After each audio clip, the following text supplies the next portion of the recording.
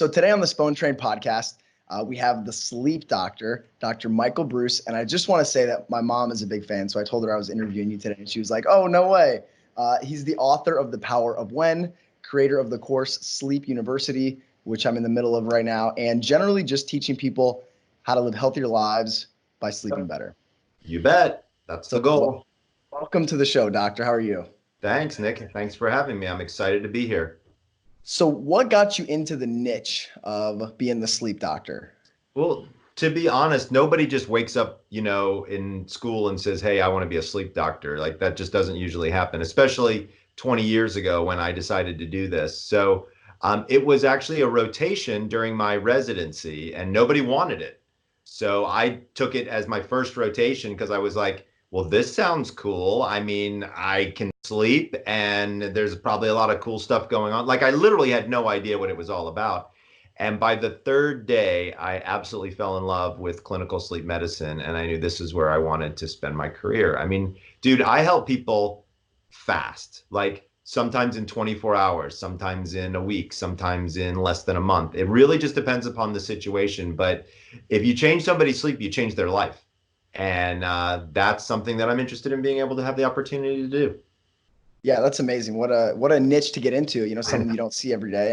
And No, one of my philosophies is that one conversation can change your life. And so one little insight on how you think, on what you eat, on how you sleep, that little insight can shift everything for you, right? And so absolutely.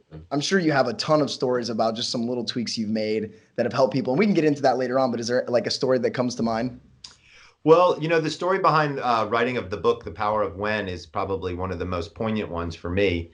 I had somebody who came into my office and she had terrible, terrible insomnia. And so I tried all the usual things. I tried cognitive behavioral therapy. I tried sleep restriction. I tried all this stuff. And she came in and she was like, "Doc, none of it's working." And I said to her, I said, "Well, let's investigate a little more." And she said, "I don't think I have a sleep problem." She said, "I just sleep at the wrong time." I said, "What do you mean?" She said, "If I could go to bed at 1 and get up at 9, my life would be perfect." And I said, "Well, why don't you do that?" And she said, "Well, my husband wouldn't like it. My kids wouldn't like it. My boss wouldn't like it." And she said, "And to be honest with you, things aren't going so well with my boss right now. I think I'm about to get fired." And I said, "Well, would you mind if I called him?" So she gave me permission to call him. And I called him and I said, "Hey, look, I think I've got something unique here. I think I have what's called a circadian rhythm disorder, right? So something was a little wonky with her circadian rhythm." And I said, "Would you be willing to let her come in at 10:30?" And so normally she was supposed to be there by 8:30, come in at 10:30. And I said, "She'll stay till 7:30. And he said, "That's fine." He said, "We can definitely do that." He said, "But on Friday, I'm firing her." And I said, "Okay, no pressure. Awesome. I can't wait."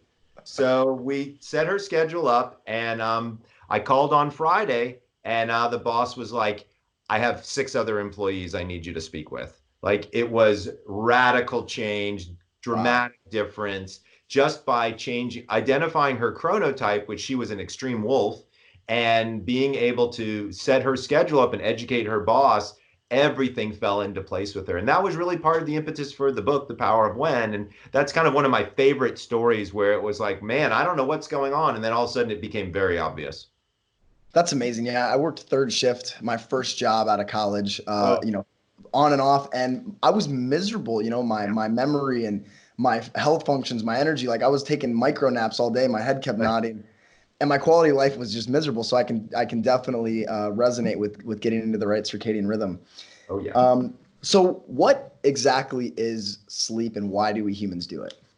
Well, it's a good question. Unfortunately, we don't have a great answer for it. We know what happens when we don't sleep, but we don't necessarily know all of the reasons why we sleep. Obviously, there's a physical restoration component and a mental restoration component. We've been able to define which stages of sleep those occur in. Physical restoration has a tendency to occur in stage 3 and stage 4 sleep. Mental restoration has a tendency to occur in stage REM sleep. So, we know that that happens. We know that basically the human body can go for about 6.5 to 7 days without sleep. And then at that point in time, usually by day 4, they start hallucinating. Like it's a mess at that Hmm. point. So, the old idea of, we're sleeping to recharge our batteries makes sense on some level, but I would argue that sleep is fairly multifactorial, and there's a lot of stuff going on in our bodies that is required, and sleep is necessary for sure.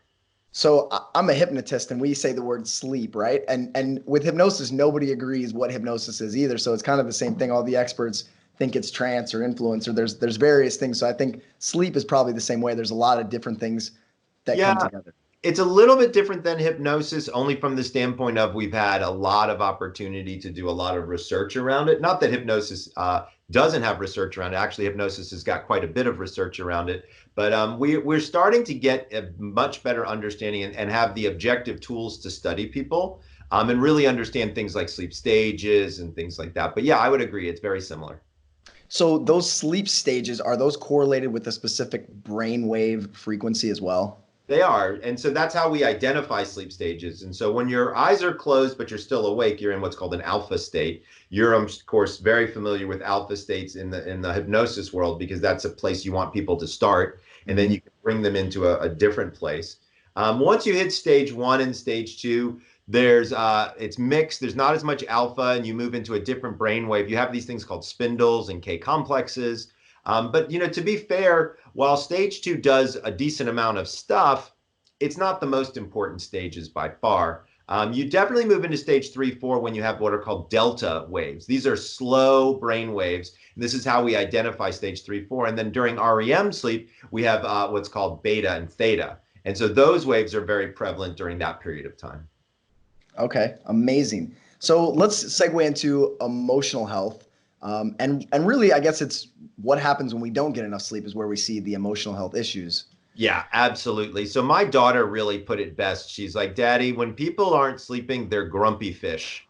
And I think that pretty much says it all. I mean, she said this when she was much younger, but it's like everything is accentuated in a negative way when you're not sleeping. So if you have a situation that gets you angry, you get angrier. If you have a situation that makes you depressed, it might make you more depressed the more sleep deprived you are. If you have an anxious situation, it'll make you more anxious. There is, however, one weird thing that happens with mood and sleep. When we have somebody who's completely and totally sleep deprived, so like awake for 36 hours, if they have clinical depression, it immediately disappears completely.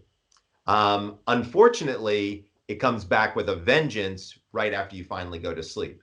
So nobody really understands how or why or what's going on there, but there's this emotional lifting of all of the stress that seems to occur during a point in time of sleep deprivation. I'm not recommending to people out there that they sleep deprive themselves and not take their Prozac or Zoloft or whatever happens to be working for you with your depression, but it is an interesting aspect to sleep that we're still trying to learn more about. Sounds like a little glitch in the matrix. Yeah, exactly. So one of the things that I always teach is that our body is an antenna for like thoughts and vibrations, and we tune into different stations. And I know that people that are sleep deprived are much more likely to experience depression, suicidal thoughts. Yeah. Negative thoughts. Loneliness is another big one. I've written quite a bit about that for folks out there that, have a time in their life where they feel lonely. Being sleep deprived makes that worse. Oh, and here's another one that's kind of interesting, Nick. You'll find this fascinating. There was a research study done that when people are sleep deprived, they give off a vibe of don't talk to me. Right. And this, right? I've had this experience where, I'm dealing with a patient and they're super sleep deprived. It's kind of like, dude, I don't even want to talk to you because you are not in a good place. And that's very, very common with sleep deprivation as well. So what exactly is sleep deprivation? Is it, we're a half hour short every night? Is it we only sleep for 4 hours? I mean, I'm sure it varies for different people, but what is sleep deprivation? Well, so it's very individual, and there's both acute and chronic. Right. And so acute sleep deprivation is like what we just talked about. You're pulling all nighter and you're up for 36 hours. Sure. Right. Chronic sleep deprivation is your body needs 6 hours, 7 hours, 8 hours, and you only get 5 hours or 6 hours or 7 of those hours. Right. And so there's an individual sleep deprivation, and that's the one that we're really concerned about. Believe it or not, when you look at something as simple as reaction time, we know that when somebody's just, lost about an hour of sleep for 2 or 3 nights in a row, they are at the point in time where they're almost legally drunk when driving their vehicle because their reaction time is so off from the sleep deprivation. So for the high performers listening to this, if you want to perform at your best, make sure you're getting the optimal amount of sleep, right? Yeah, absolutely. And so let's talk about how do you figure that out, right? Because like who knows? So number one is what I do is I look at the cycle length. So maybe you've got an Aura ring or a Fitbit or a something that can give you some idea of the length of time of your sleep cycles. But to make the math simple, we know that they're roughly 90 minutes. We know that most people have roughly five of these sleep cycles, right? So 5 times 90 is 450 minutes divided by 60 is 7.5 hours of sleep. So first of all, the math doesn't even work, right? 8 hours is a myth. It's total bullshit. People do not need to think, oh my God, if I don't get my 8, I'm in trouble. It doesn't really work that way. Everybody's sleep need is individual.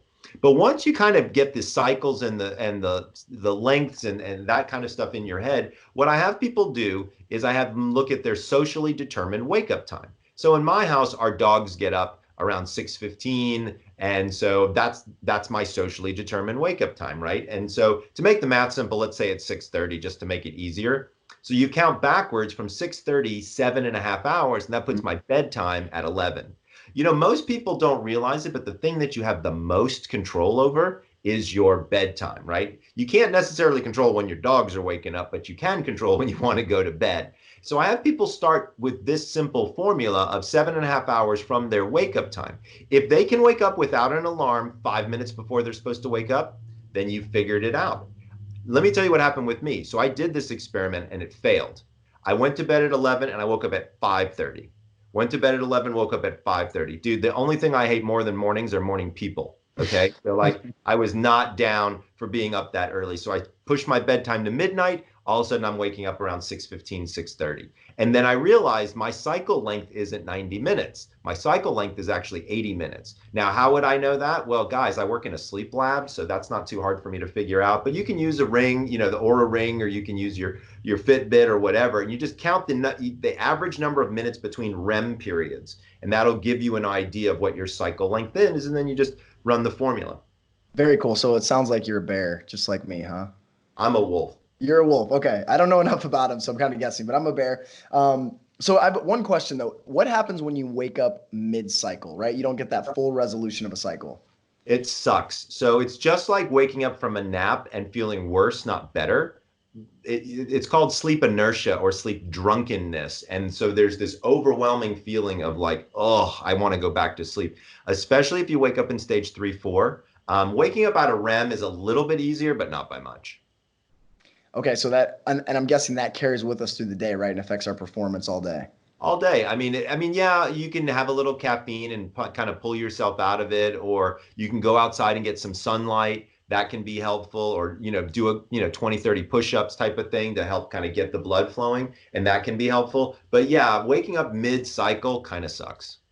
Okay, so let's talk about the different chronotypes. And you have four chronotypes. I took the quiz. I am a bear. So what are So the different chronotypes and how do they work? And you did say that bears are the best. And bears are being a high achiever, I take that very very personally. So thank you. Yeah. So there are four chronotypes. Now, for people out there who don't know what the word chronotype means, you actually do. You just don't know it. So if you've ever heard of somebody being called an early bird or a night owl, those are chronotypes. So my contribution to the literature is it turns out there aren't only two, there's actually four. And my contribution is the fourth chronotype. Now, to be fair, I'm not a bird, I'm a mammal. So I didn't want to be called an early bird or a night owl. So I renamed the chronotypes. So early bird turns into a lion. In the middle is a bear. A night owl turns into a wolf, and a problem sleeper or an insomniac is a dolphin. Now, to be fair, I chose those animals for very particular reasons. It turns out that those animals actually mimic the same cycles. So lions wake up before dawn for their first kill. Bears have a tendency to be a little bit less waking up, closer into the 7:30 range. Whereas wolves like me, if it was up to me, I'd love it if I didn't have to get up until, 8 o'clock or 9 o'clock. Now, also, I'm 51 years old, and so I'm starting to find that my melatonin production is slowing down. And so that's also waking me up a little bit earlier. But to get back to chronotypes, it's super easy to figure it out. You just go to chronoquiz.com and you can learn exactly what your chronotype is. And then it gets really interesting.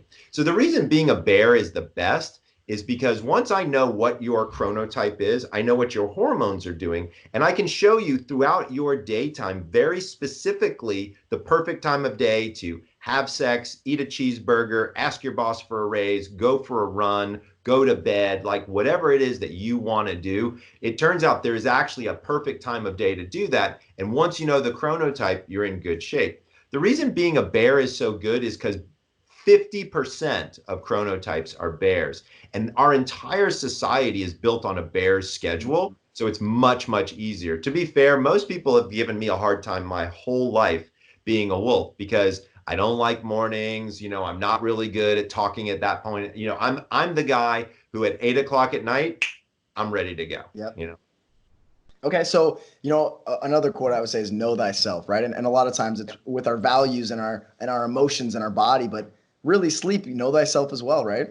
Absolutely. Well, and all of those other things will fall into line if you're following your sleep chronotype schedule. As an example, I have a patient who is a bit more of a wolf, and he's a very powerful CEO, and I have him sleeping every morning until 8:30. And he was like, dude, there's no way I can get away with doing this. I've got a company to run, all this stuff. And I was like, I just need you to do it for 2 weeks and see how big of a difference it's going to make for you. And within 3 days, he texted me back and he was like, this is amazing. He was like, I have more energy, I have more focus. He said, and by the way, most of my coworkers are telling me that they like me better. So I'm going to switch my schedule. And now he gets up at 8:30. We originally we had an 8 o'clock appointment every week, and we had to switch his appointment to 9:30 because now he's sleeping in and he feels like $1,000,000. That's so freeing because we see all over, the news and media, all these people that are like, you got to get up at 4 a.m. and grind and That's hustle and bullshit. Okay. That is straight up bullshit. The only people that can do that are lions, like my early morning crew, or early bears. So this is something that we've just discovered. We've had almost 1.5 million people take the quiz. And yeah, I know it's crazy, right? And what we've discovered is that there are people in the bear category who like to get up early and people in the bear category who like to get up a little bit later. And so we're finding that there's a bifurcation there. But yeah, only early bears and lions should be even attempting to get up at 5. Okay, so I'm gonna go a little off topic here, and I'm Sure. sure you get this question a lot, but polyphasic sleep. So the idea that you can take naps throughout the day and Yeah. only sleep like 3 or 4 hours, right? Tell me about that. So I've done that with several people. And so what polyphasic sleep is it's a way to condense the total amount of sleep that you might need in an evening, right? And so what we do is there's the 2 nap method, the 3 nap method, and the 4 nap method.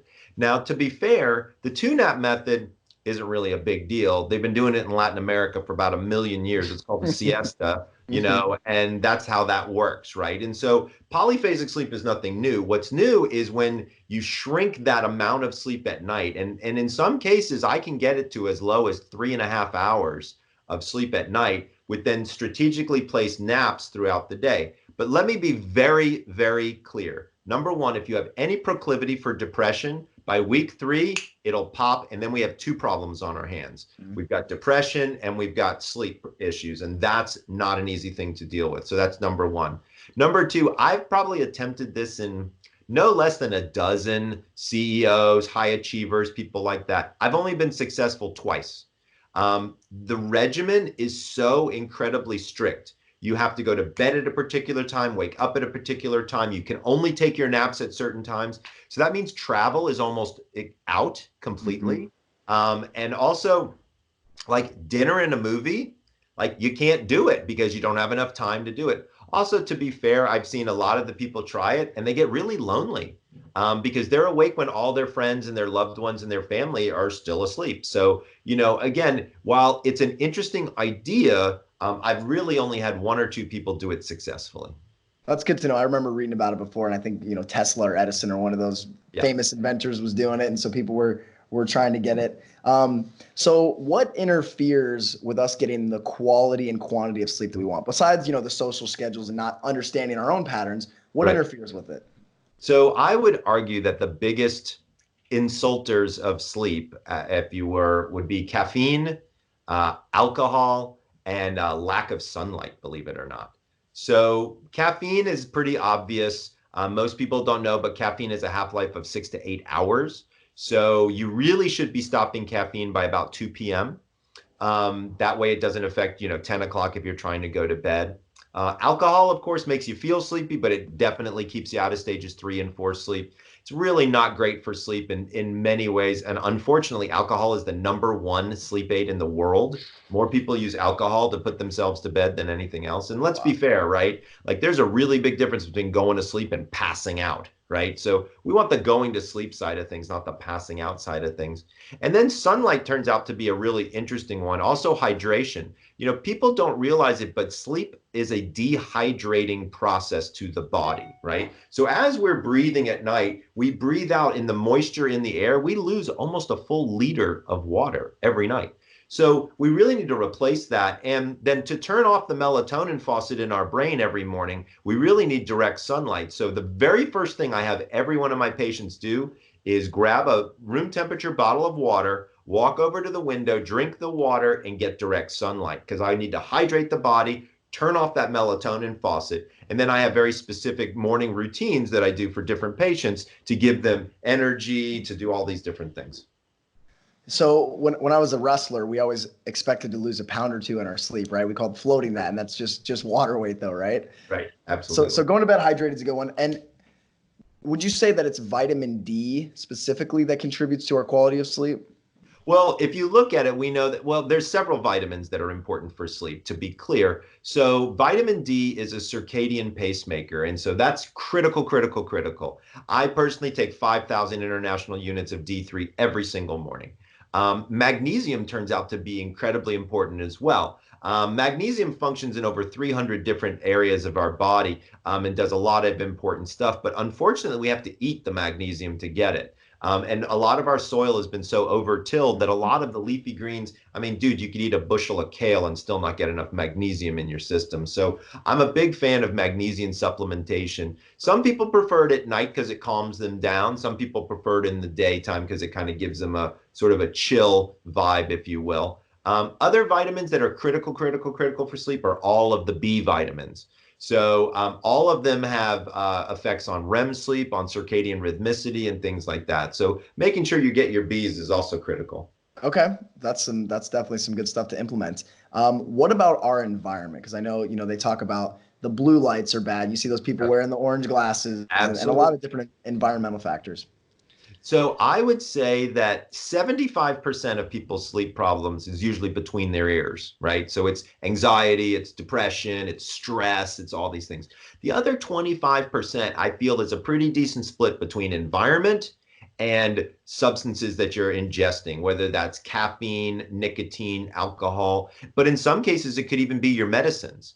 People out there should look at the side effects of their medicines. Many medicines are very stimulating or very drowsy producing. So that can be one thing. But man, your environment absolutely positively has an effect. So the way I look at it is I walk into a room and I think of 4 of the 5 senses, right? So sight, sound, touch, and smell. Right? Taste is a little different. We can talk about food in a second. But when you look at those 4 areas of the 5 senses and you can do something to help with sleep in each one of those, you're pretty much guaranteed to be helping out your sleep, right? And so you mentioned the blue light blocking glasses with the amber lenses.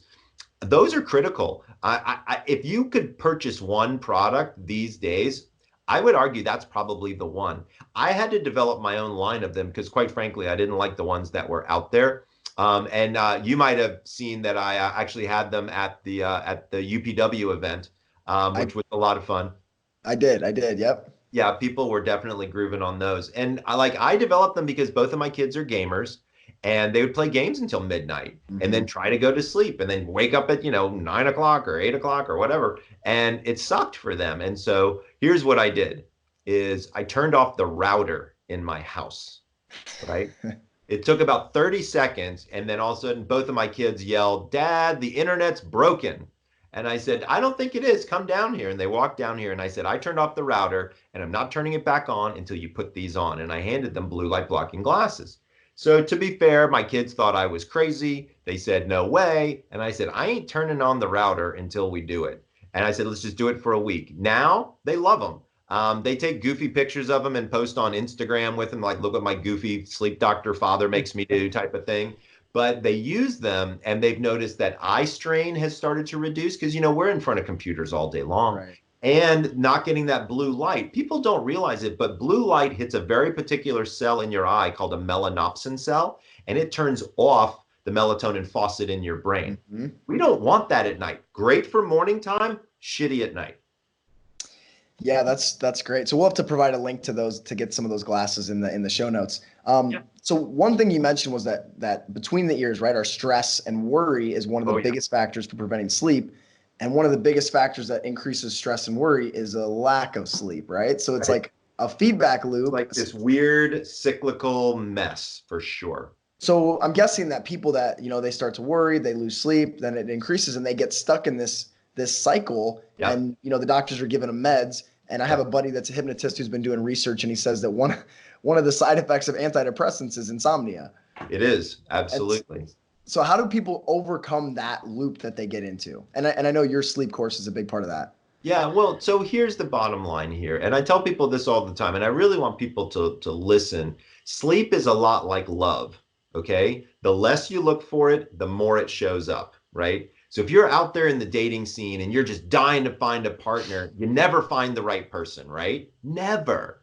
But when you just chill out, be yourself, be who you should be, you attract the right individual for you, right? Mm-hmm. The same holds true with sleep, right? Sleep is a natural process. There is not a person out there that has a broken sleep switch in their brain, okay? Everybody has the ability to sleep. Not like, I tell people all the time, not everybody can dunk a basketball, but everybody can sleep, right? And so by allowing yourself to understand very simple rules, you can actually be much, much better at this. The sleep course that you're taking really is, it teaches that part in the beginning, but then to an optimization protocol, right? So how do we get the highest quality sleep in the shortest amount of time to be able to be the most productive? So first we have to get people who are having a hard time sleeping to sleep. Then we can optimize them with something like your course. Okay. So, what I always think of as whatever we desire with attachment, we tend to push away, right? And so if that's relationships, and it's interesting that it shows up in sleep as well. Anything that we're like so attached and trying too hard for, we block it.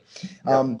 One question I get a lot is women that reach a certain age and they say their hormones are off and that affects their sleep. What do you have to say Yeah. about that? So menopause and sleep is a very big topic. If people come to my website, thesleepdoctor.com, and click on my blog, I wrote a 7-part series on this. So I've got about 8,000 words on menopause and sleep. And we detail, what do you do about hormone replacement therapy? What do you do about night sweats? Are you interested in all natural, understanding why you have these problems? So it's very detailed, but something that's worth a read, especially for people who are out there from suffering this, or if you have a bed partner that you think might be suffering from this, read these articles or present them to your friend or your partner, because that could be very helpful as well. Perfect. That'll be a great resource. I won't drag 8,000 words out of you on the podcast today. All right. So we can start wrapping it up, but Sure. any tools or apps or, supplements beside what you've already mentioned that can help with sleep? So to be fair, full disclosure, I've created my own line of supplements. It's called Sleep Doctor PM. It's 100% natural, and it's fairly unique because it's actually a 2-part process. Most people, if you look at sleep supplements, they're only for the beginning of the night. And it turns out that the most popular form of insomnia is actually in the middle of the night. So I have a 2-spray formula, one that you take in the beginning of the night, and then if you happen to wake up, there's a second one for the middle of the night that doesn't contain melatonin, has half the amount of ingredients. So, because the goal is we don't want people to wake up and feel like shit. We want people to wake up and feel like energetic and ready to go. So there's this middle of the night formula, which is, be honest with it, become quite popular. We've got more people buying the middle of the night formula than they are the beginning of the night formula. But yeah, it's sleepdoctorpm.com. Okay. Very cool. And what about apps? So I just have a cheap sleep app for my phone, and it kind of tells me when to wake up, and it sort of regulates my cycles. But what do you recommend? So I'm going to recommend something that's different than a tracking app, because there's a really great sleep app. Again, full disclosure, I'm an investor and I was also a developer of this. It's called Time Shifter. This is specifically for people who are air travel. So, or even some people who work night shifts. You know, we mentioned at the beginning of the podcast that you had been, your first job out of college was on a night shift, right? And so this actually helps people with jet lag. I actually am using it right now. I leave tomorrow. I'm going to Beijing to visit my daughter. She lives there in an exchange program. And, you know, it's a 16-hour flight, Yeah. and it tells me when to nap, when to use caffeine, when to sleep, and when to have light exposure. Just those four things, and you can completely obliterate jet lag. If you're looking for a tracker, I would say Sleep Score is an app that's pretty decent. Some people really like the Aura Ring. I have not had as much great experience with that. I feel like it's got some issues that could use a little attention. Okay, very cool. So one last thing came up, lucid dreaming. And Uh-huh. I've gone through phases where I lucid dream, and that's the idea that you're conscious within your dreams, right? Is there a benefit to that? And how do we get more access to it? So lucid dreaming is a skill set. You can absolutely learn how to lucid dream. I personally am a lucid dreamer. It has a lot to do with intent, believe it or not. So when before going to bed, you need to talk to yourself and say, I'd like to wake up inside my dream. I want to have a lucid dream. You'd be surprised. There's now 3 different reliable induction methods for lucid dreaming. There's a supplement. There's people who will wake up during certain phases of sleep. There's this idea behind intent. But what can it be beneficial for? Well, number one, it's a lot of fun.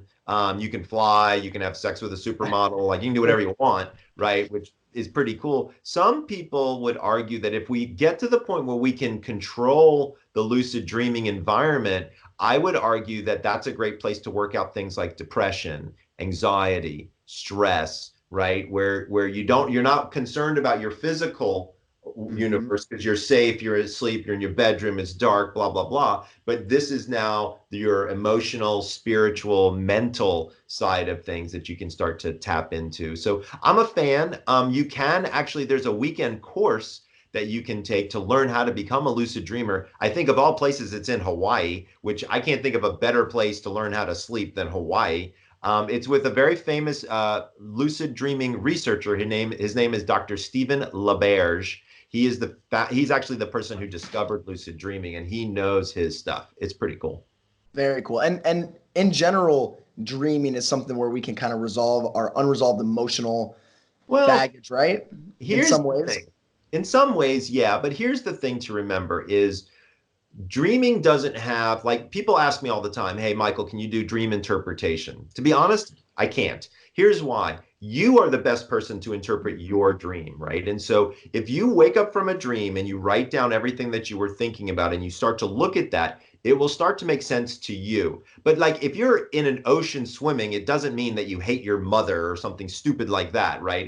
It's really contextual. So looking at the surroundings, who's in the dream, those are clues that can be helpful. But again, if you're looking for true dream interpretation, I would argue that you want to do it on yourself.